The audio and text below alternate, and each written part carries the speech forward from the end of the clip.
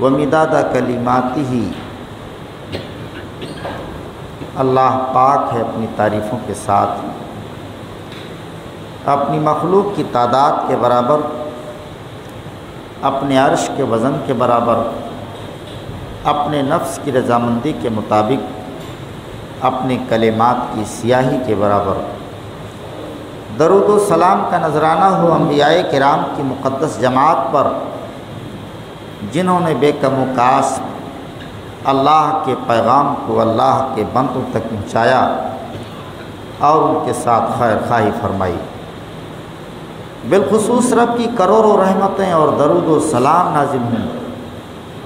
پیارے آقا، پیارے نبی حضرت محمد الرسول اللہ صلی اللہ علیہ وسلم پر، جنہیں رب کائنات نے دنیا جہان والوں کے لیے اپنا آخری پیغمبر بنا کر کے بھیجا،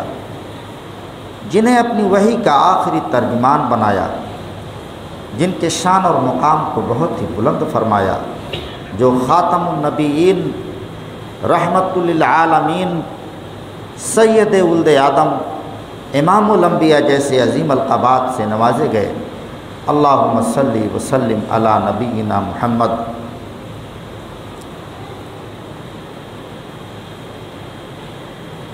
دینی اور ملی بھائیوں، بزرگوں، ملت اسلامیہ کے شاہی صفت جوانوں، عزیز بچوں، اسلامی رشتے کی ہماری دینی بہنوں، اللہ سبحانہ و تعالی نے ہمیں جو دین دیا ہے، رسول پاک صلی اللہ علیہ وسلم نے فرمایا لیلھا کنہاریھا، اس دین اسلام کی راتیں بھی دن کی طرح روشن ہیں، یعنی اس کے تمام مسائل صاف ستھرے ہیں، اس میں کوئی کجی نہیں، کوئی ٹیڑھاپن نہیں، کوئی ایچ اور پیچ نہیں، صاف ستھرا پاکیزہ مذہب فطرت کے عین مطابق اللہ تبارک و تعالی نے ہمارے اور آپ کے لیے چن لیا ہے۔ اللہ رب العالمین نے فرمایا ان الدین عند اللہ الاسلام، اللہ کے نزدیک دین تو بس اسلام ہے،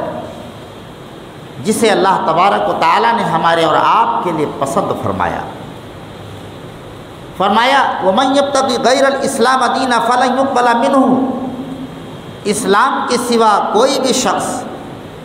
کوئی اور دین اختیار کرتا ہے، تلاش کرتا ہے دوسرا کوئی دین، تو اللہ تبارک و تعالیٰ اسے قبول نہیں فرمائے گا۔ یہ شیطان کا اور شیطان نما انسانوں کا فلسفہ ہے کہ اللہ تبارک و تعالیٰ تک پہنچنے کے لیے، اللہ کی رضا اور قربت کو حاصل کرنے کے لیے کسی بھی دین کو اختیار کر لو تو اللہ رب العالمین مل جائے گا، اس کی رضا مل جائے گی۔ مثال دیتے ہیں کہ جیسے آکوٹ میں آنا ہو تو بہت سارے راستے ہیں، جس بھی راستے سے آئیں گے آکوٹ پہنچ جائیں گے، تو اللہ تبارک و تعالیٰ تک سارے مذاہب پہنچاتے ہیں؟ نہیں، یہ آیت کریمہ دو ٹوک فیصلہ سناتی ہے کہ اللہ تبارک و تعالیٰ کی رضا حاصل کرنے کے لیے، اللہ رب العالمین کی خوشی حاصل کرنے کے لیے، اس کی مغفرت، اس کی بخشش اور اس کی جنت کو حاصل کرنے کے لیے صرف ایک ہی راستہ ہے، اور وہ راستہ دین اسلام ہے۔ کتاب و سنت کی روشنی میں اللہ تبارک و تعالی نے اپنے محبوب پیغمبر کے ذریعے ہمیں اور آپ کو عطا فرمایا ہے۔ ہمیں خوش ہونا چاہیے کہ اللہ تبارک و تعالی نے جو دین ہمیں دیا ہے وہ بہت ہی محبوب اور پسندیدہ ہے اللہ کا۔ اللہ تبارک و تعالی نے اس چیز کو قطعاً گوارا نہیں کیا کہ اس کے اندر پیارے محبوب صلی اللہ علیہ وسلم کی جانب سے کوئی ملاوٹ قبول کی جائے، ایسا ہرگز نہیں۔ اس طرح کا اللہ تبارک و تعالی نے قرآن مقدس کے اندر صاف طور پر وضاحت فرما دی، وما ينطق عن الهوى ان هو الا وحی یوحی۔ نبی کی زبان جب دین کے بارے میں کھلتی ہے تو وہ اللہ کی جانب سے وحی الہی ہوتی ہے، وہ اپنی خواہش اور اپنی مرضی سے کچھ نہیں بولتے ہیں۔ حضرات گرامی، معلوم یہ ہوا کہ اللہ تبارک و تعالی نے جو یہ دین دیا ہے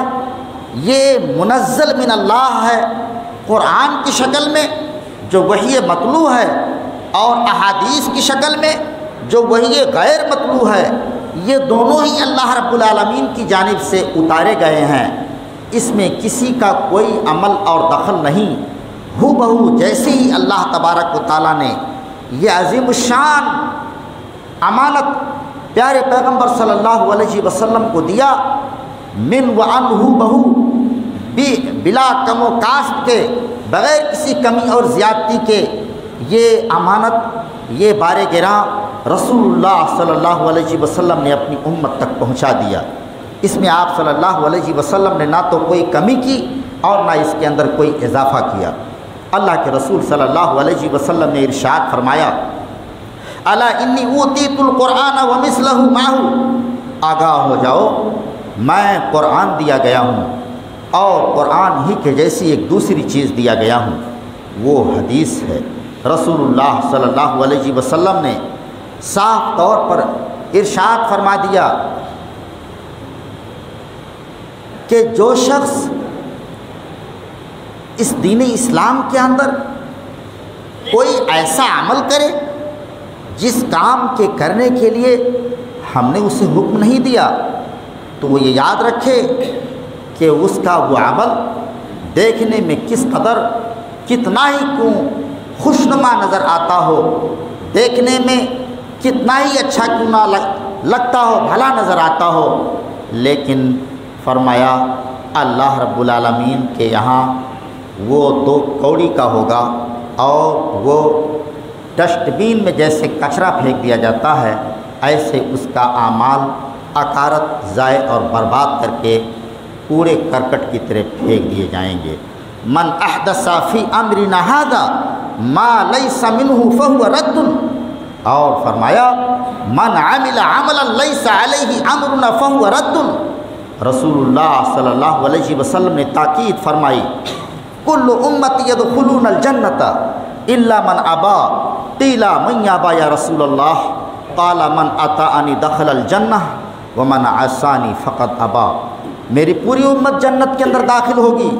سوائے ان لوگوں کے جو جنت میں داخل ہونے سے خود ہی انکار کرنے والے ہیں۔ بخاری شریف کے اندر یہ روایت حضرت ابو ہریرہ رضی اللہ تعالی عنہ سے مروی، حدیث سننے کے بعد صحابی کہتے ہیں، اے اللہ کے رسول صلی اللہ علیہ وسلم، بھلا وہ شخص کون ہے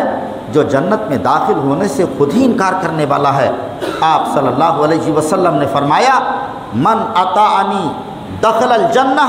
ومن عصانی فقد ابا، جس نے میری اطاعت کی، فرما برداری کی، وہ تو جنت میں داخل ہوگا، اور جس نے میری نافرمانی کی وہی شخص ہے کہ خود ہی جنت میں داخل ہونے سے انکار کرنے والا ہے۔ معاملہ یہ ہے کہ بلندیاں اور ترقیاں سب کو چاہیے، سب خواہش مند ہوتے ہیں کہ جنت میں سکون اور آرام کی، چین کی زندگی گزار سکیں، لیکن بلندیاں اور ترقیاں خواہشات اور تمناؤں سے نہیں ملا کرتی ہیں، اس کے لیے قربانیاں دینی پڑتی ہیں، اس کے لیے اللہ اور اس کے رسول کی اطاعت اور فرما برداری کرنی پڑتی ہے، اس کے لیے رسول اللہ صلی اللہ علیہ وسلم سے بغاوت اور سرکشی چھوڑنی پڑتی ہے۔ آدمی بغاوت بھی کر رہا ہے، سرکشی بھی کر رہا ہے، رسول کی نافرمانی بھی کر رہا ہے، رسول کے اصول کے مطابق زندگی نہیں گزارتا ہے، من مانی حیوانی شیطانی زندگی گزارتا ہے، اس کے بعد خواہشات اور تمنائیں رکھتا ہے کہ مجھے رسول کی شفاعت نصیب ہوگی، رسول کے ہاتھ سے حوض کوثر پر پانی نصیب ہوگا، مجھے اللہ کے جنت میں داخلہ نصیب ہوگا۔ یہ اس کی خام خیالی ہے، وہ زبان سے تو نہیں کہتا ہے کہ مجھے جنت نہیں چاہیے، لیکن اس کے اعمال اور اس کے کردار بتلاتے ہیں کہ یہی شخص ہے جو جنت میں داخل ہونے سے خود ہی انکار کرنے والا ہے، کیونکہ جنت میں داخلے کے لیے شرط اول ہے اللہ کے رسول صلی اللہ علیہ وسلم کی اطاعت اور فرمانبرداری، اور آپ کی مخالفت سے مکمل طور پر اجتناب۔ اللہ تبارک و تعالیٰ نے ارشاد فرما دیا وَمَا آتَاكُمُ الرَّسُولُ فَخُذُوهُ وَمَا نَهَاكُمْ عَنْهُ فَانْتَهُوا۔ رسول جو تعلیم تمہیں دیتے ہیں اپنے فرمان کے ذریعے سے، اپنے کردار کے ذریعے سے، اور آپ کے سامنے کوئی عمل کوئی صحابی یا صحابیہ کرتی ہیں یا کوئی شخص کوئی کام کرتے ہیں اور آپ اسے منع نہیں کرتے ہیں، تو یہ سنت کی، یہ حدیث کی تینوں قسمیں، قولی، فعلی، تقریری، یہ وہ احادیث ہیں، یہ وہ پیارے نبی صلی اللہ علیہ وسلم کی جانب سے نسخہ کیمیا ہے، یہ وہ راہ ہدایت ہے کہ جس سے انحراف کرنے والا سراسر نقصان اٹھانے والا ہوگا۔ حضرات گرامی، یہ مختصر سی تمہید اس معنی کر کے ہے کہ آج جو میں بات کہنے لگا ہوں وہ یہ ہے کہ آج محرم کی 9 تاریخ ہے، محرم کی 9 تاریخ ہے، اور 10 محرم کو نماز رسول حضرت علی رضی اللہ تعالی عنہ کے جگر گوشے، حضرت فاطمہ رضی اللہ تعالی عنہ کے جگر کے ٹکڑے، حضرت حسین رضی اللہ تعالی عنہ کو یہودیوں کے ایجنٹوں نے، عبداللہ بن سبا کے گروہ کے لوگوں نے، جو خوارج، جو شیعہ کہے جاتے، انہی لوگوں نے حضرت حسین رضی اللہ تعالی عنہ کو بڑی بے دردی کے ساتھ ظالمانہ انداز میں بغاوت اور سرکشی کرتے ہوئے بڑی بے رحمی کے ساتھ شہید کر دیا تھا کربلا کے میدان میں۔ حضرات گرامی، یہ اپنا گناہ چھپانے کے لیے خود ماتم کرتے ہیں، تعزیہ نکالتے ہیں، ڈھول تاشے اور نہ جانے کتنی قسم کے خرافات کرتے ہیں۔ یہ سب دین میں نئی نئی چیزوں کی ایجاد ہے جسے اللہ تبارک و تعالیٰ قبول نہیں فرماتا۔ قیامت کا دن ہوگا، کچھ ایسے لوگ ہوں گے جو رسول پاک صلی اللہ علیہ وسلم کے پاس آئیں گے، اللہ کے نبی صلی اللہ علیہ وسلم حوض کوثر پر تشریف فرما ہوں گے، اپنے امتیوں کو پانی پلا رہے ہوں گے۔ آپ صلی اللہ علیہ وسلم اپنی امت کے لوگوں کو ان کے وضو کے نشانات کے ذریعے جو چمک رہے ہوں گے اس کے ذریعے سے پہچان لیں گے اور انہیں پانی پلائیں گے۔ کچھ ایسے بد نصیب ہوں گے جو پانی پینا چاہیں گے، ہوں گے اسی امت کے، لیکن فرشتے انہیں روک دیں گے۔ اللہ کے نبی صلی اللہ علیہ وسلم حشر کے میدان میں پوچھیں گے کہ انہیں کیوں روکا جا رہا ہے تو یہ میری امت کے لوگ، انہیں حوض کوثر کے پانی سے کیوں منع کیا جا رہا ہے؟ فرشتے کہیں گے اے اللہ کے رسول صلی اللہ علیہ وسلم، آپ کو نہیں معلوم، آپ کے دنیا سے تشریف لے جانے کے بعد، آپ دنیا سے وفات پا جانے کے بعد، آپ کے بعد انہوں نے دین کے اندر نئی نئی چیزوں کو ایجاد کر لیا تھا، اسلام کے نام پر نئے نئے خرافات کو انہوں نے ایجاد کر لیا تھا، اور وہ چیزیں انہوں نے کی تھیں دین سمجھ کر کے، سنت سمجھ کر کے، ثواب سمجھ کر کے، نیکی سمجھ کر کے، جس کے کرنے کے لیے اللہ نے اپنی کتاب کے اندر کوئی حکم نازل نہیں فرمایا تھا، اور آپ نے بھی کوئی فرمان صادر نہیں فرمایا تھا، آپ کے جانثار خلفائے راشدین نے وہ عمل نہیں کیا تھا، اور یہ آپ کے بعد نئی نئی چیزوں کو دین کے اندر شامل کر لیے تھے۔ اللہ کے رسول صلی اللہ علیہ وسلم فرشتوں کی زبانی جب یہ بات سنیں گے کہ انہوں نے میرے بعد دین کو بدل ڈالا تھا، دین کی شکل و صورت کو بگاڑ دیا تھا، دین کے اندر انہوں نے ملاوٹ کر دیا تھا، تو رسول اللہ صلی اللہ علیہ وسلم حوض کوثر پر موجود رہتے ہوئے حشر کے میدان میں سخت برہم اور ناراض ہوں گے اور فرمائیں گے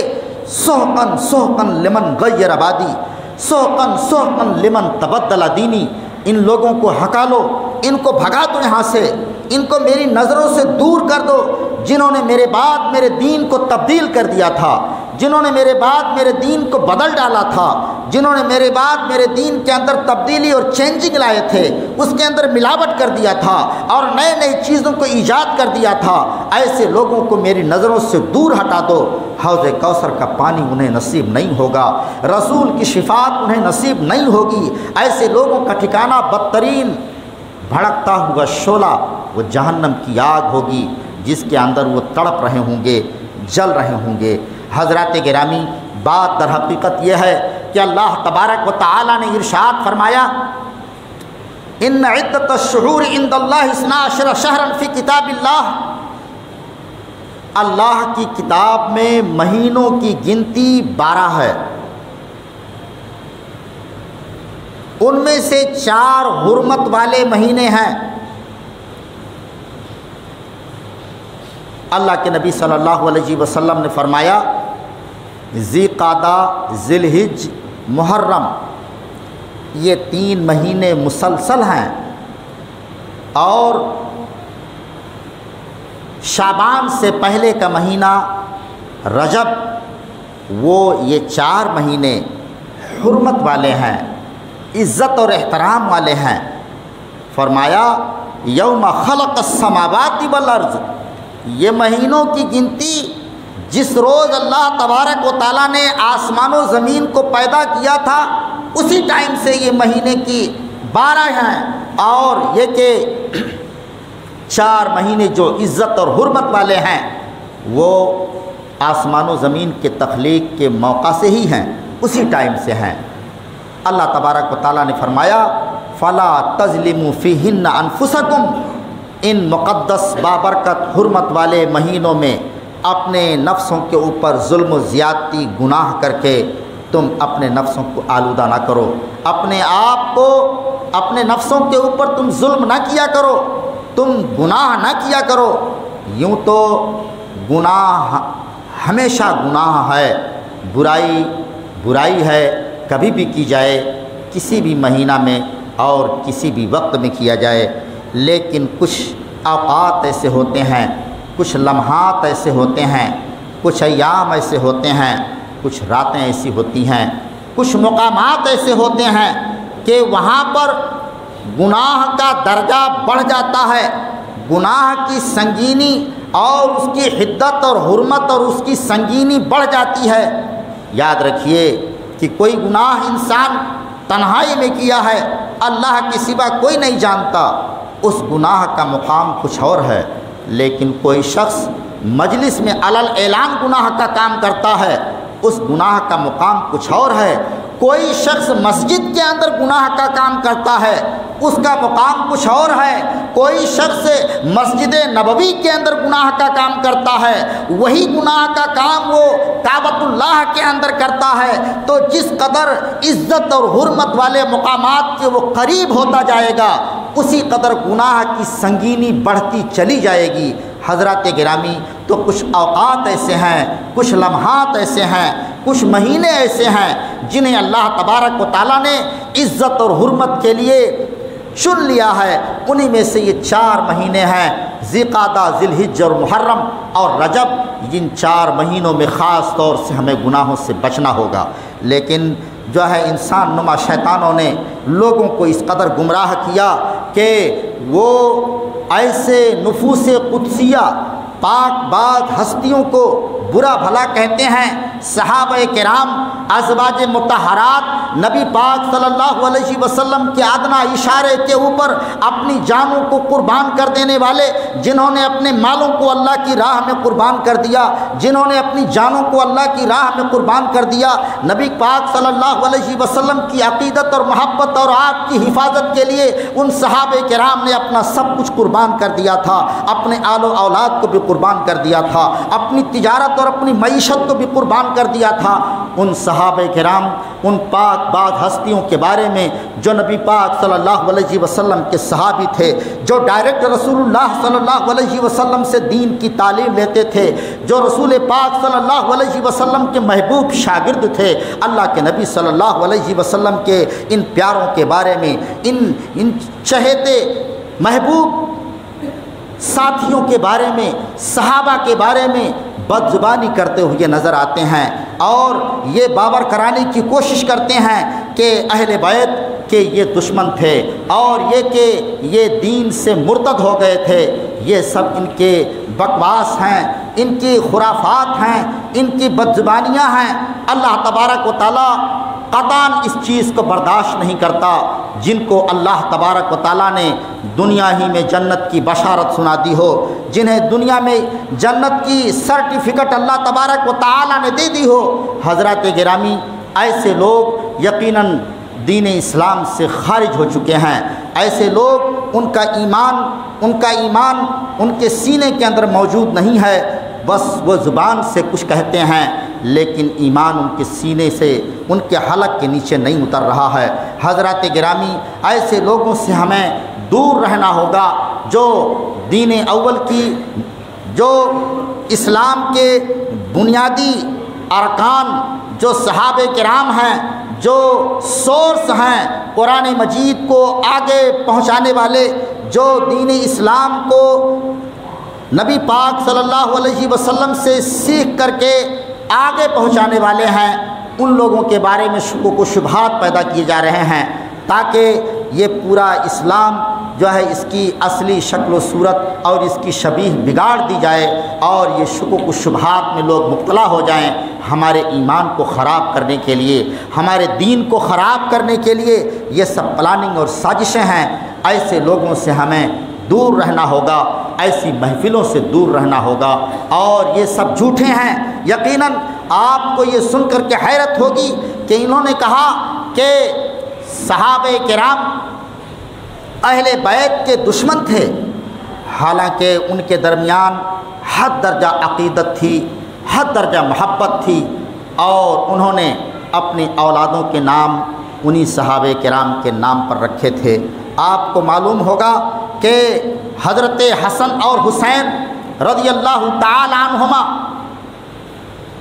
ان کی ایک سگی بہن بھی تھی، حضرت فاطمہ کے بدن سے، حضرت علی رضی اللہ تعالی عنہ سے ان کی ایک بہن بھی تھی، اور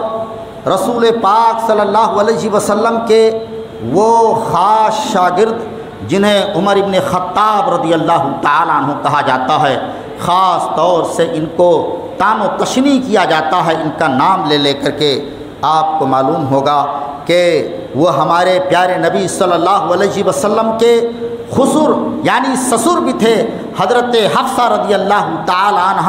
پیارے نبی صلی اللہ علیہ وسلم کی زوجیت میں ام المومنین، وہ حضرت عمر ابن خطاب رضی اللہ تعالی عنہ کی بیٹی تھیں، اور جب حضرت عمر ابن خطاب رضی اللہ تعالی عنہ کے دور خلافت کا ٹائم ہوتا ہے، اس پیریڈ کے اندر حضرت علی رضی اللہ تعالی عنہ سے کہتے ہیں عمر ابن خطاب رضی اللہ تعالی عنہ کہ میری ایک خواہش ہے۔ کہا فرمائیے، کیونکہ بڑی عقیدت اور محبت تھی حضرت علی رضی اللہ تعالی عنہ اور حضرت عمر رضی اللہ تعالی عنہ میں۔ کہا فرمائیے، کہا میری خواہش ہے کہ میں اہل بیت میں شامل ہو جاؤں اور آپ کی بیٹی سے میں نکاح کرنا چاہتا ہوں۔ حضرت علی رضی اللہ تعالی عنہ نے اپنی بیٹی کا نکاح حضرت عمر فاروق رضی اللہ تعالی عنہ سے کر دیا۔ میرے بھائیوں، معلوم یہ ہوا کہ ان کے درمیان کوئی دشمنیاں نہیں تھیں، یہ آپس میں بڑے محبت کرنے والے تھے، آپس میں بہت ایک دوسرے کے چاہنے والے تھے۔ اللہ تبارک و تعالیٰ نے اس بات کی گواہی دی ہے کہ جو ہے یہ صحابہ کرام محمد الرسول اللہ والذین آمنوا معہ اشداء علی الکفار رحماء بینہم، محمد صلی اللہ علیہ وسلم اللہ کے رسول ہیں، اور آپ کے جو صحابہ ہیں محمد صلی اللہ علیہ وسلم اور آپ کے جو ساتھی صحابہ ہیں یہ لوگ آپس میں بہت رحم دل ہیں، رحماء بینہم، آپس میں رحم دل ہیں، جبکہ اہل کفر کے لیے، غیروں کے لیے بڑے سخت ہیں۔ تو اللہ تبارک و تعالیٰ نے ان کے آپس کی محبت کی گواہی دے دی ہے، اور اللہ تبارک و تعالیٰ نے فرمایا رضی اللہ عنہم ورضوا عنہ، اللہ ان سے راضی ہو گیا، وہ اللہ سے راضی ہو گئے۔ حضرات گرامی، یہ سرٹیفکیٹ ہے، یہ سند ہے جسے اللہ تبارک و تعالیٰ نے نبی کے پاک باز صحابہ کو دنیا ہی میں عطا فرما دیا تھا۔ حضرات گرامی، جب اہل جنت کے اندر خوش و خرم کی زندگی گزار رہے ہوں گے، اللہ تبارک و تعالیٰ ان سے فرمائے گا کہ اے جنتیو کیا تم خوش ہو؟ کہنے لگے اے اللہ ہم خوش ہیں، تو نے اپنی جنت کے اندر ہمیں داخل فرما دیا۔ اللہ تبارک و تعالیٰ فرمائے گا کہ میں تمہیں ایک اور نعمت سے سرفراز کرنا چاہتا ہوں۔ حیرت پڑیں گے اے اللہ اور وہ کون سی نعمت ہو سکتی ہے؟ تو اللہ تبارک و تعالیٰ فرمائے گا کہ اے جنتیو میں اپنی رضامندی سے تمہیں سرفراز کرنا چاہتا ہوں، میں اب تم سے راضی ہو گیا، اب کبھی تم سے ناراض نہیں ہوں گا۔ اے جنتیو اب میں اس وقت تم سے راضی ہو گیا، اب اس کے بعد گارنٹی ہے میں تم سے کبھی ناراض نہیں ہوں گا۔ یہ رضامندی کی سرٹیفکیٹ اہل جنت کو جنت میں ملے گی، لیکن یاد رکھیے نبی پاک صلی اللہ علیہ وسلم کے وہ پاک باز صحابہ ہیں جنہیں دنیا ہی میں اللہ تبارک و تعالیٰ نے رضامندی کی سرٹیفکیٹ دے دی۔ ایسے پاک باز ہستیوں کے بارے میں زبان تان دراز کرنا اور بد زبانی کرنا یہ ایمان اور عقیدے کے منافی ہے، اور ایسے لوگ یقیناً کامیاب نہیں ہو پائیں گے۔ اللہ تبارک و تعالیٰ نے اپنی کتاب کے اندر صحابہ کرام کے منقبت کو بیان کیا، ان کے فضائل کو بیان کیا۔ پیارے نبی صلی اللہ علیہ وسلم نے اپنی پیاری سنت کے اندر صحابہ کرام کے درجات کو بلند کیا، بیان کیا، ان کے مقام کو بیان کیا، ان کی عزت کو بیان کیا، اور فرمایا لا تسبوا اصحابی، میرے صحابہ کو گالیاں نہ دو، فرمایا میرے صحابہ کو گالیاں نہ دو۔ اگر تم میں سے کوئی شخص احد پہاڑ کے برابر سونا خرچ کر دے تو میرے صحابہ کے اس صدقہ کے اجر و ثواب کے برابر نہیں پہنچ سکتا ہے کہ میرے صحابہ نے ایک مدھ ایک آدھ کلو غلہ جو اللہ کی راہ میں خرچ کر دیا۔ ایک آدھ کلو جو غلہ اللہ کی راہ میں جو صحابہ نے خرچ کر دیا، اس کا جو اجر و ثواب اللہ تبارک و تعالیٰ ان کو دینے والا ہے، بعد میں آنے والے احد پہاڑ کے برابر سونا خرچ کر دیں اللہ کی راہ میں تو صحابہ کے صدقہ و خیرات کے اجر و ثواب کو نہیں پہنچ سکتے ہیں۔ یہ صحابہ کرام فاؤنڈیشن تھے، یہ بنیاد تھے۔ جب اسلام کی عمارت کھڑی کی جا رہی تھی، قربانیوں کی ضرورت تھی، اس وقت ان صحابہ کرام نے بھرپور قربانیاں دی تھیں۔ اللہ تبارک و تعالیٰ نے ان کے قربانیوں کی قدر کیا، ان کی محنتوں کی قدر کیا، ان کے ایمان کی قدر کیا، ان کے نیکیوں، ان کے احسانات کی قدر کیا۔ اللہ تبارک و تعالیٰ بھرپور انہیں نوازنے والا ہے۔ فرمایا میرے صحابہ کو برا بھلا نہ کہو۔ حضرات گرامی، تو یہ ماہ مبارک جسے اللہ تبارک و تعالیٰ نے اپنا مہینہ قرار دیا ہے، پیارے نبی صلی اللہ علیہ وسلم نے فرمایا شہر اللہ المحرم، یہ محرم اللہ کا مہینہ ہے۔ اس میں ایک ہی چیز کتاب جو ہمیں سنت سے ملتی ہے وہ ہے کثرت سے اس میں روزے رکھنا، سنت کے روزے رکھنا۔ ماہ رمضان کے روزوں کے فرض ہونے سے پہلے اس سے عاشورہ کے روزے فرض تھے، لیکن جب ماہ رمضان کے روزے فرض کر دیے گئے تو اب عاشورہ کے روزے سنت قرار پائے۔ اب جو شخص چاہتا ہو وہ عاشورہ کا روزہ رکھے۔ اللہ کے نبی صلی اللہ علیہ وسلم مدینہ جب تشریف لائے تو اہل کتاب کو دیکھا کہ وہ 10 محرم کو روزہ رکھتے ہیں، تو کہا کہ تم کیوں روزہ رکھتے ہو؟ تو کہا یہی وہ دن ہے موسیٰ علیہ السلام کو اور موسیٰ علیہ السلام کے ساتھیوں، ان کے خاندان والوں بنی اسرائیل کو اللہ تبارک و تعالیٰ نے فرعون اور اس کے لشکریوں سے نجات دی تھی، دریائے کلزم کے اندر راستہ بنا دیا تھا اور فرعون اور اس کے ساتھیوں کو اسی دریا کے اندر اللہ نے ڈبو دیا تھا، تو اس کی خوشی میں ہم روزہ رکھتے ہیں۔ اللہ کے نبی صلی اللہ علیہ وسلم نے فرمایا کہ ہم تم سے زیادہ موسیٰ علیہ السلام کے حقدار ہیں، لہذا آپ نے اپنے صحابہ کو فرمایا کہ جو ہے 10 محرم کو روزہ رکھو اور ان یہودیوں کی مخالفت کرو، اور آپ نے فرمایا اگر میں آئندہ سال زندہ رہا تو 9 محرم کو اور 10 محرم کو 2 روزے رکھوں گا۔ تو یہ 2 روزے رکھنے یہ سنت ہے۔ اگر کسی سے چھوٹ گیا 9ویں کا روزہ تو وہ 11ویں کا روزہ یہودیوں کی مخالفت کرنے کے لیے رکھ سکتا ہے تاکہ یہودیوں کی مشابہت نہ ہو۔ حضرات گرامی، یہ بس روزہ ہی اس ماہ مبارک کے اندر اس کا یہی ایک ثبوت ملتا ہے۔ اس کے علاوہ جو بھی کام کیے جاتے ہیں وہ سارے کے سارے بدعت ہیں، وہ سارے کے سارے خرافات ہیں، جس کا اس دین حنیف سے کوئی واسطہ اور کوئی تعلق نہیں ہے۔ حضرات گرامی، یاد رکھیے کہ اللہ تبارک و تعالی نے وعدہ فرمایا ہے ایسے لوگوں کے لیے جو کتاب و سنت کو تھامے رہتے ہیں، اللہ تبارک و تعالیٰ نے انہیں جنت کی بشارت سنائی ہے، اور ایسے لوگوں کو وارننگ دیا ہے، ڈرایا ہے، خوف میں مبتلا کیا ہے، ڈرایا ہے انہیں جو کتاب و سنت کی مخالفت کرتے ہیں۔ اللہ کے نبی صلی اللہ علیہ وسلم نے اپنی پیاری حدیث کے اندر بشارتیں سنائی ہیں وفادار بندوں کے لیے۔ جو اللہ کے وفادار بندے ہیں، جو کتاب و سنت کو فالو کرنے والے ہیں، جو اللہ اور اس کے رسول سے محبت کرنے والے ہیں، جو ثابت شدہ اعمال کو انجام دینے والے ہیں، ایسے لوگوں کے لیے نبی پاک صلی اللہ علیہ وسلم نے